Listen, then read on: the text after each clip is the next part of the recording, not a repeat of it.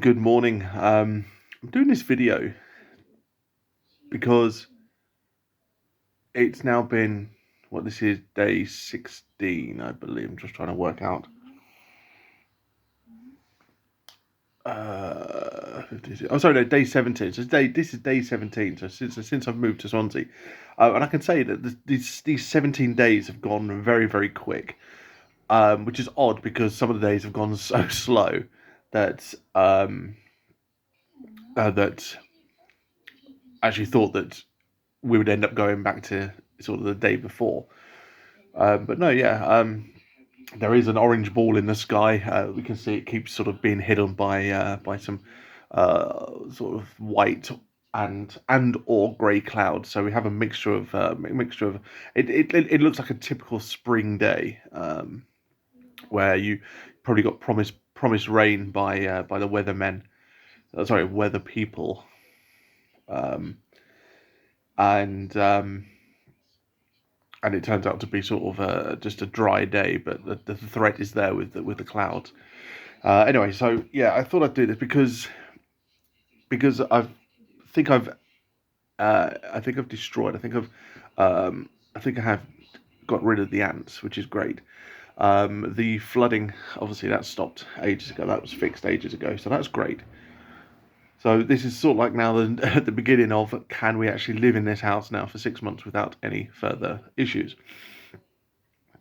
And I say 6 months is because we are literally only contracted for 6 months. So uh, I think it's December 18th is our end date. Now, it's sort of not the best of times to be moving just before Christmas, but yeah, but that's the case at the moment.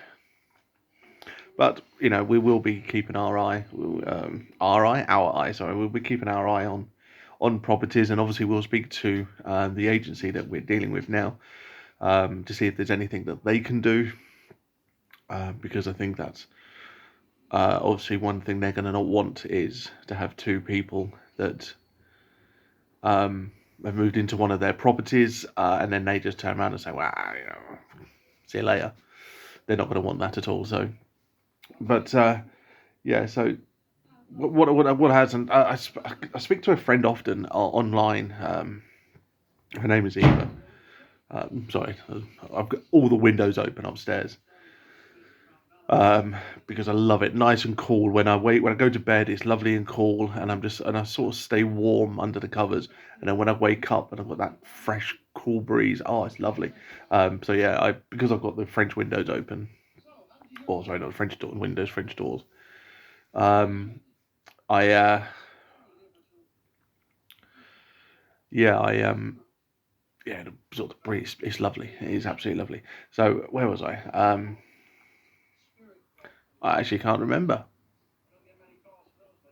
No, yeah, so no, so yeah, because now everything seems fine. I was talking to a friend, as I said, her name was Eva, and you know, I sort of explained to her that yes, I'm happy, very, very happy here. I'm loving it here. I love Swansea.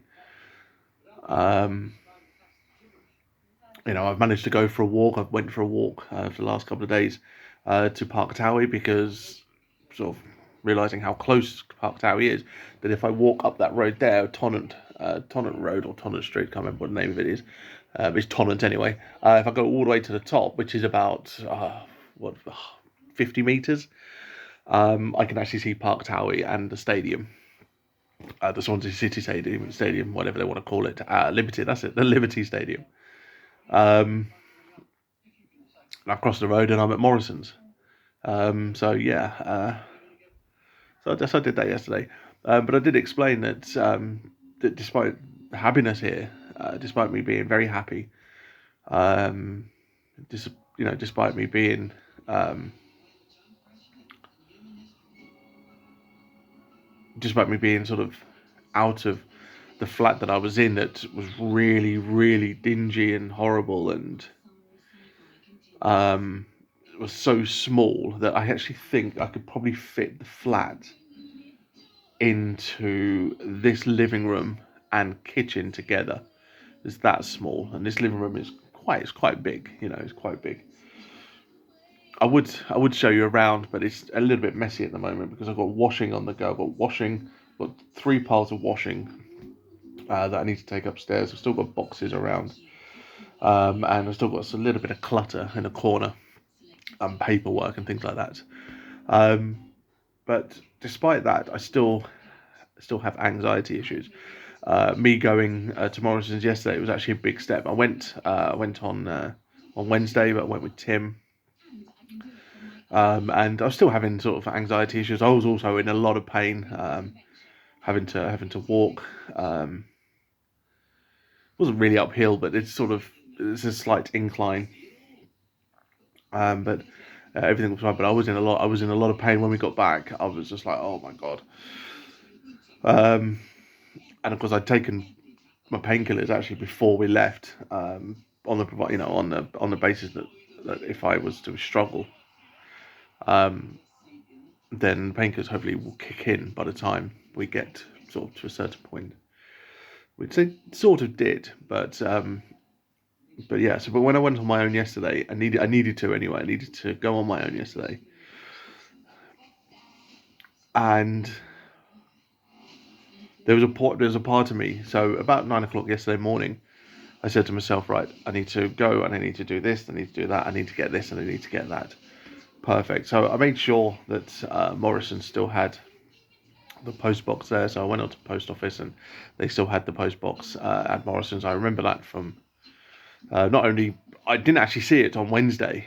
I didn't see it on Wednesday, but I remember it being there when I lived in Swansea previously. When I lived in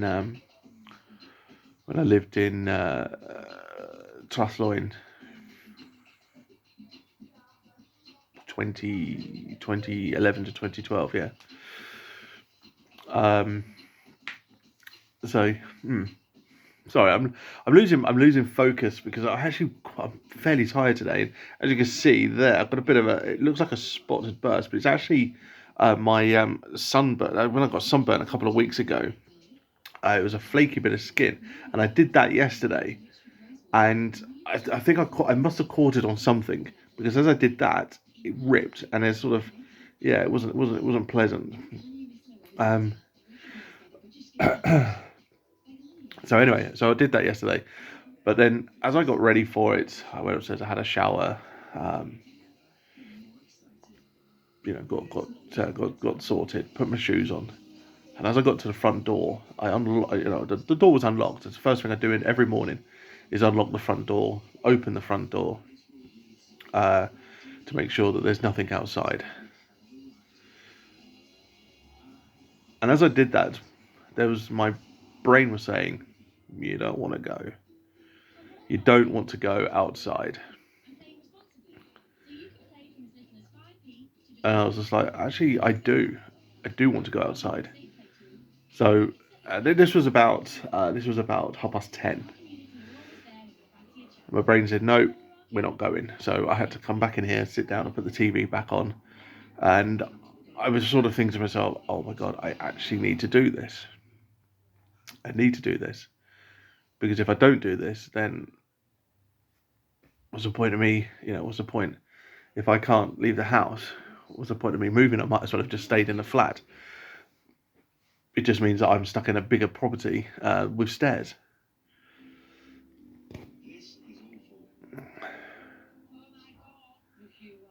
And obviously, because the anxiety kicked in big time, so did the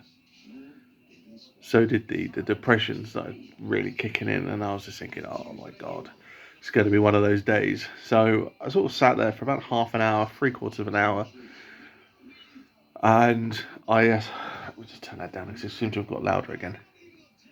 Actually, I need to pause it because I am actually watching it. It's a bit silly of me doing a video whilst watching it in the middle of watching a program, but there was, yeah. Then I sort of thought to myself, I actually need to kick myself up the arse. So I stood up, I put my hoodie back on, made sure that I had everything that I needed, and that's one thing that I always do.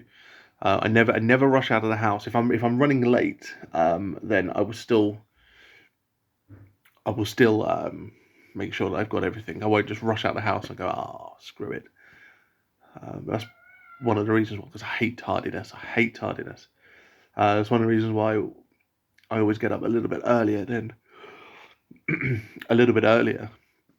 because it allows me to get properly prepared. It allows me to focus on and make sure that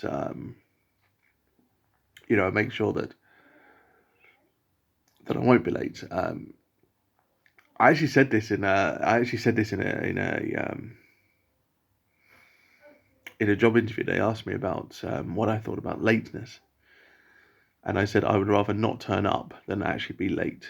And they looked at me and they went, "What?" I said it's an OCD thing. I cannot stand tardiness. I don't like being late. And that's why I always like if I this actual job interview was something like 1 o'clock in the afternoon, and I woke up at 7 in the morning to prepare. So I gave myself like 6 hours for this job interview. It was only up the road from where I was living at the time, so it was like a 20-minute walk, and I gave myself 6 hours. So, but what I did is I relaxed. I relaxed for about three hours. 3 of those hours, I just sat down. I had a cup of tea. I had some breakfast. Anyway, and I've gone off a tangent anyway. But no, I turned up at like 12:15 for this interview. But I wasn't even the first. I wasn't even the first person to turn up. There was a girl there that had misread her email. She'd been there since like 5 to 12. And when they said, "Oh, it doesn't start until 1," she looked at her email and realised, and they said, "Well, you can, disappear, go around town or whatever, or just sit there." And she sat there. So, but yeah, I turned up at 12:15, and they said, "Oh, don't tell me you misread your email." And I was like, "No, I know it's at 1 o'clock." They said, "Why are you here early?" I went, "Because I didn't want to be late." See, what a weird guy that guy is. Oh. But yeah, and it always sort of there's always that one person that turns up dead on 1 o'clock, and you can hear the people going, "Oh, are you here for the job interviews?" And because it was a group interview, and they said blah blah blah, and they said yeah, and they said, "Oh, anyone else to come?" And this guy just walks in, and goes, "All right, yeah, me, yeah." They go, "Oh, so everyone's here by the looks of it. We've got 9, and there seems to be 9 of you. That's great." Got off a tangent. So anyway, yeah. So I walked to Morrison's, and there's a main road just up there, and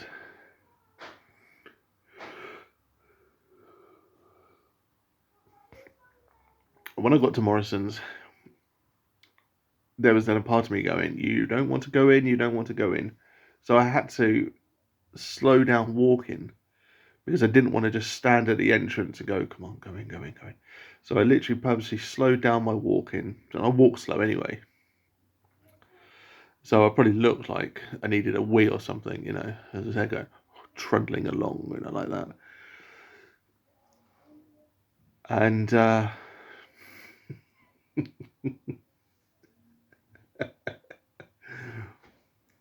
by the time I got to the door, I was able to convince my mind and my brain, whatever it is, able to convince it that I needed to go in.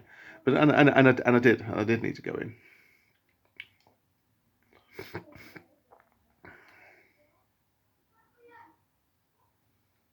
Sorry, I thought there was a book missing, but there isn't.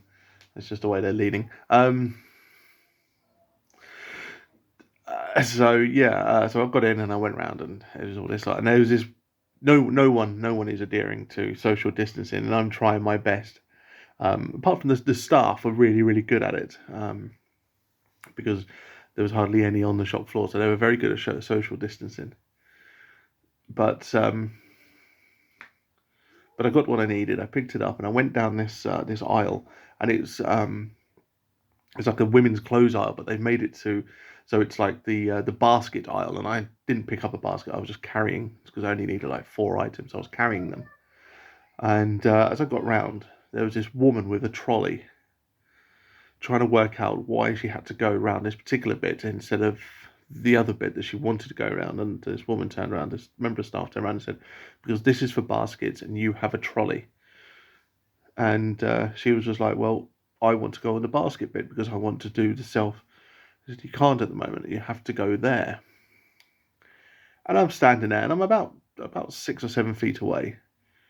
And I said, oh, excuse me, I need to get this done because I need to get back to the house. Thought that I was going to be sort of, I thought that was sort of quite a decent thing to say, excuse me. And they both looked at me as if I was the sort of the spawn of the devil. It's the only thing that frightens me is when a woman squints her eyes. I sort of backed away a bit. I was like, "Oh, okay." So the member of staff sort of moved out the way to say, "Look, go ahead." So I went to walk past, and I tried to make it look as so obvious that I wasn't trying not to breathe in, but I did this as I walked past. I went, and I got to the till, and I was like, "Why the hell did I do that? That's just ridiculous." Because I've just taken the breath of where she was standing anyway. So that was just like the most ridiculous thing. Before you ask, I have got masks, but I completely forgot them yesterday. I completely forgot them. So yeah. Anyway, so I got to the till and I got sorted. And as I walked out, the guy that was standing there on Wednesday as well. And he said, "Oh, back again." And I looked at him as if like he was like the weirdest person in the world. I was just like, "Yeah." I just forgot a couple of things, and I did what I needed to do. Walked out and walked back home. And as I got home, my brain went, "Oh, thank God we're here." But it wasn't just my brain that said it; it was me. I actually said it out loud. I was just like, "Oh, thank God we're here." And then as I looked round, there's like 3 people walking past, looking at me. They're sort of like, "What a weird guy that person is." But so yeah. Anyway, I've just bored you for like sort of 17 and a half minutes, so I do apologise. But despite me being happier, there is obviously still anxiety there. There's still depression there. So it hasn't all just gone away. And I'm doing this video because there was someone on Twitter saying that it was the usual. It was the usual. Oh, these people with depression just need to smile more. These people with anxiety just need to get out more. And it's like, it's not how it works. But there was actually someone who said, well, I had depression and I had anxiety and I had this and I had that and other thing. And he's sort of just rubbing off all these letters together. And I was thinking, okay, that's an amazing amount of things that you had. And then he put, oh, sorry, no, yes, it was a he, yes. And then he put, then I moved in with my girlfriend and it all disappeared. Moving's not going to sort that. Moving is not going to sort that. It may regress the symptoms. So at times, like when I'm talking to someone, the anxiety and the depression in me disappear. But they disappear here. They go to the back of my head. They don't just fully disappear and say, "Oh yeah, see you later. Well done. Yeah, you got rid of us." They literally say, "Oh, do you know what? We'll put ourselves on the back burner." But I can guarantee that person I'm talking to, if I'm having a really lovely conversation with them, or if I'm having a good laugh with them, the first thing that happens when that conversation stops, from here, straight back to the front. It's exactly the same when I do my quizzes on Wednesday. I sort of waffle on a lot. I waffle on during the quiz about sort of facts and things like this, and if I can regale a story of a particular question, so like the Chris Kamara question that I had, and that I'd actually inadvertently made him trip up a curb, and I do that because that is something that I like to tell. I like to tell stories. I like to tell people my experiences. So yeah. Um, But yeah, I do waffle on a lot. That quiz was almost over 2 hours. Yes, on Wednesday, and they're usually about an hour and a half, hour and 3/4. So I waffled on a lot. So yeah, but there we are. Anyway, Thank you very much for listening. It's 20 odd minutes now, so I do apologise, and toodle pip.